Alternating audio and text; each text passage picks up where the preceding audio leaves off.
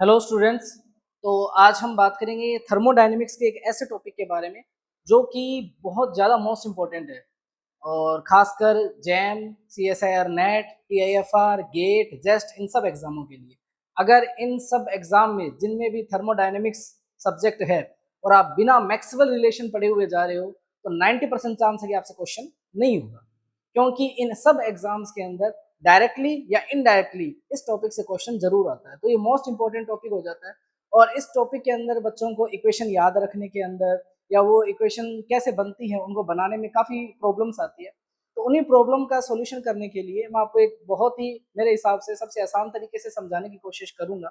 उसका एक नेमोनिक्स भी बताऊंगा जो कि काफ़ी इंस्टीट्यूट में बताते भी हैं, कईयों में कुछ अलग भी बताते हैं, लेकिन मेरे हिसाब से जो मुझे सबसे आसान लगता है मैं आपको वही बताऊंगा कि चीज़ों को आसान याद रखना आपके लिए आसान हो।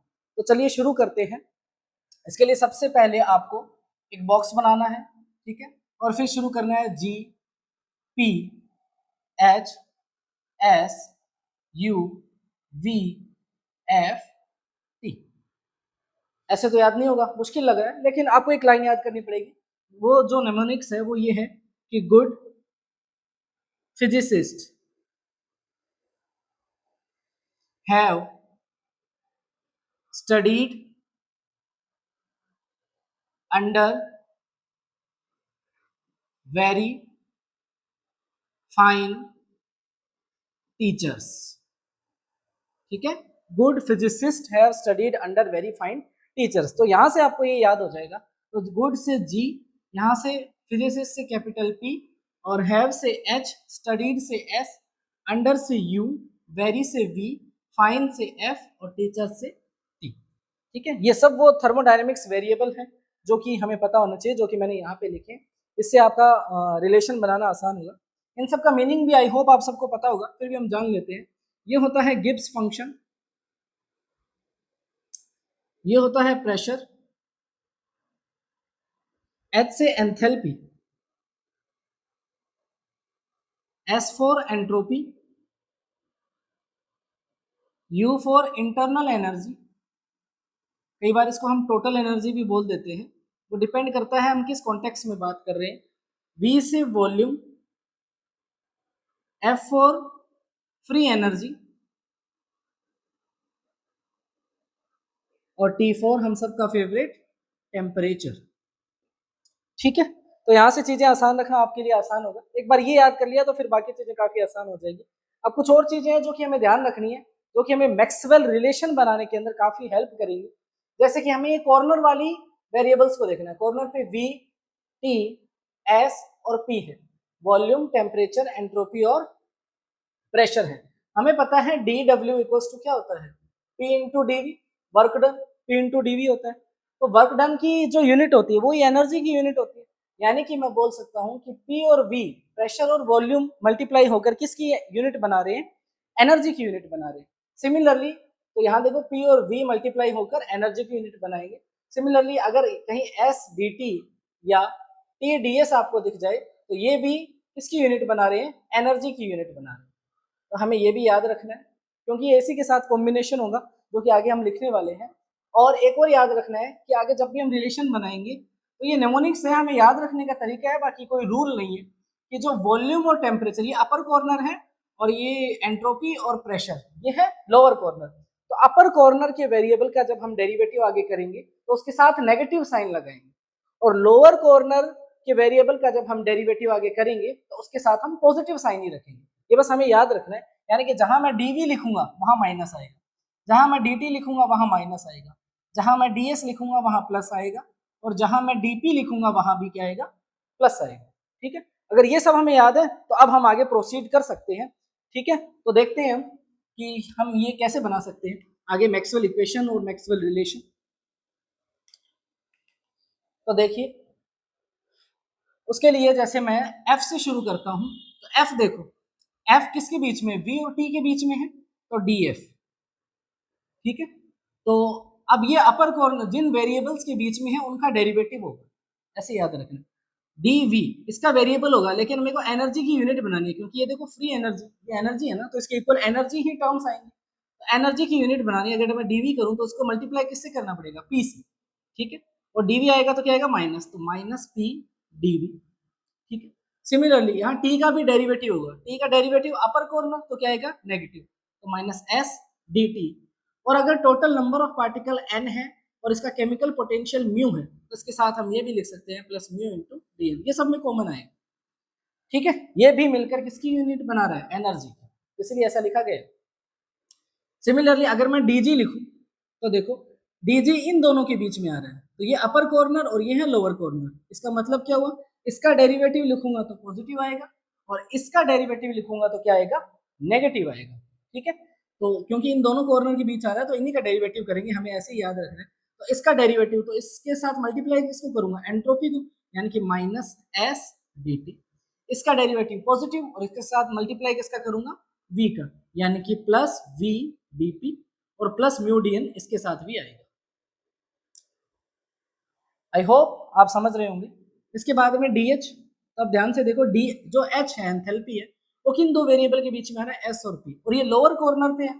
ठीक है, यानी कि इनका डेरिवेटिव क्या होगा, पॉजिटिव, और इनका डेरिवेटिव इसके साथ मल्टीप्लाई किसका होगा, इसके साथ टेम्परेचर और इसके साथ वॉल्यूम का।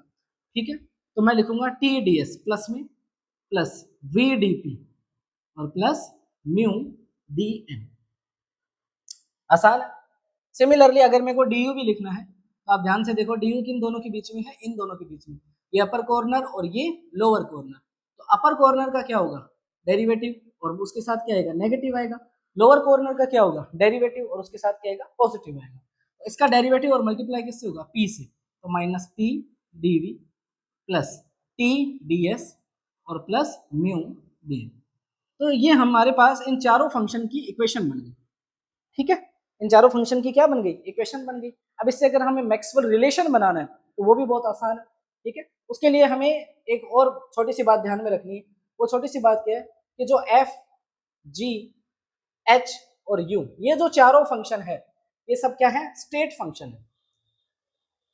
अगर आप जानना चाहते हैं स्टेट फंक्शन क्यों है, अगर आपको ये भी समझना है तो आप कमेंट कर दीजिएगा। और अगर आपको ये free energy function, Gibbs function, enthalpy, इनके बारे में भी डिटेल में जानना है तो आप कमेंट कर दीजिएगा, इसके बारे में भी मैं एक डिटेल में वीडियो बना दूंगा। ठीक है, फिलहाल हम ये जानते हैं कि ये चारों क्या है, स्टेट फंक्शन है। और जो स्टेट फंक्शन होते हैं वो परफेक्ट डिफरेंशियल होते हैं। ठीक है, जो स्टेट फंक्शन होते हैं वो परफेक्ट डिफरेंशियल होते हैं। तो आपने कहीं ना कहीं मैथमेटिक्स के अंदर ये वर्ड सुना होगा, परफेक्ट डिफरेंशियल। तो जब भी परफेक्ट डिफरेंशियल होगा, जैसे कि अगर कहीं लिखा है df equals to M D X plus N D Y, तो अगर ये फंक्शन परफेक्ट डिफरेंशियल है तो परफेक्ट डिफरेंशियल की कंडीशन क्या है कि del M upon del Y equals to del N upon del X.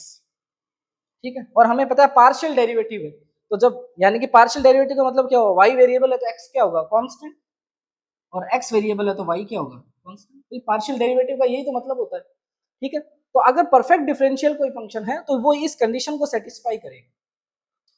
ठीक है, ठीक है भाई, तो बस इतना समझ में आ गया, तो यही से हमारे मैक्सवेल रिलेशन बन जाएंगे, चारों इक्वेशन आ जाएगी। ठीक है, तो अभी हम क्या एज्यूम कर लेंगे मैक्सवेल रिलेशन बनाने के लिए कि टोटल नंबर ऑफ पार्टिकल क्या है, कांस्टेंट है।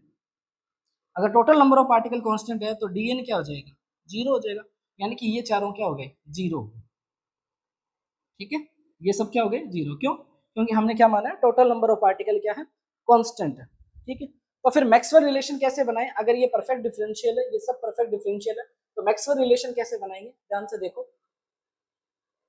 मैं बनाने जा रहा हूँ मैक्सवेल रिलेशन, इसके बाद आपको किसी भी प्रकार की दिक्कत नहीं रहेगी, एक बार ये समझ लिया तो देखो परफेक्ट डिफरेंशियल क्या था, del M upon del Y. तो यहाँ पे ये dx हो गया और ये dy हो गया, ये m हो गया और ये n हो गया। तो क्या था परफेक्ट डिफरेंशियल के लिए condition, del M upon del Y equals to del n upon del x। ठीक है, तो डेल m डेल p, इसके साथ माइनस भी है तो minus del p upon del y की जगह क्या आएगा, डेल t। सही है, इक्वल्स टू फिर डेल n, उसके साथ भी माइनस है तो minus del s upon del x, उसके साथ क्या आ जाएगा, v। सही बात है, ठीक है, माइनस माइनस दोनों साइड कैंसिल हो जाएंगे। ठीक है, जब डेल t था तो कांस्टेंट कौन, वॉल्यूम, और जब डेल v है तो कांस्टेंट कौन है, टेम्परेचर। ठीक है, और वेरीफाई करने के लिए आप ऐसे भी देख सकते हो कि इनमें जो क्रॉस मल्टीप्लाई है वो वापस एनर्जी बननी चाहिए। तो देखो P का V से मल्टीप्लाई होकर एनर्जी की यूनिट बन रही है, S का T से मल्टीप्लाई होकर एनर्जी की यूनिट बन रही है। बस आपको प्लस माइनस का ध्यान रखना है। तो ये फर्स्ट रिलेशन बन गया।